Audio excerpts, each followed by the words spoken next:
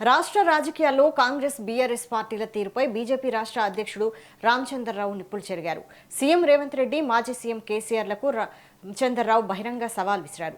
రాష్ట్రంలో ఆ రెండు పార్టీలు నిర్వహించిన సభల వల్ల రాజకీయంగా ఎలాంటి ప్రభావం ఉండదని ఆయన కొట్టిపారేశారు. వచ్చే ఎన్నికల్లో బీజేపీ అధికారంలోకి రావడం ఖాయమని, ఆ భయంతోనే రేవంత్, కేసీఆర్ కలిసి బీజేపీని టార్గెట్ చేస్తున్నారని విమర్శించారు. తెలంగాణ ప్రజలను ఈ రెండు పార్టీలు పీల్చుకు తిన్నాయని మండిపడ్డారు. ఓటుకు నోటు కేసులో రేవంత్ను కేసీఆర్ కాపాడితే ఇప్పుడు కాళేశ్వరం కేసులో కేసీఆర్ను రేవంత్ కాపాడుతున్నారని సంచలన ఆరోపణలు చేశారు. కాళేశ్వరం ప్రాజెక్టు మొత్తాన్ని విచారణకు ఇవ్వకుండా కేవలం 3 బ్యారేజీలకే పరిమితం చేయడంలో ఆంతర్యమేంటని ఆయన ప్రశ్నించారు. నేనే వస్తాను, ఆయన ఇద్దరు కళ్ళని అంటున్నారు. వచ్చేది బీజేపీ ప్రభుత్వం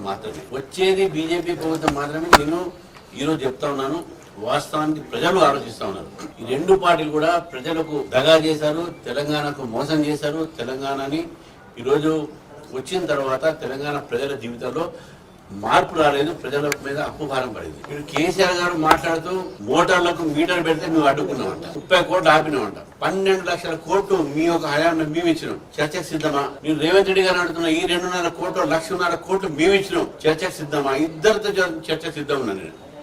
ఈ అబద్ధాలు మాట్లాడి మళ్ళీ తెలంగాణ ప్రజలు చెవులో పువ్వు పెట్టే ప్రయత్నం చేస్తున్నారు. మోటార్లు పెట్టేది మీరు ఇద్దరు కలిసి తెలంగాణకు మోటార్ పెట్టి మొత్తం లాగేసుకుంటారు, గుంజేసుకుంటున్నారు. యువర్ సకింగ్ తెలంగాణ పీల్చుకుంటున్నారు. మీరు ఒకరు పిలిచారు ఆల్రెడీ, ఇంకొకరు పీల్చుకుంటున్నారు. కాళేశ్వరం మీద మేము ఇన్వెస్టిగేట్ చేయట్లేదు.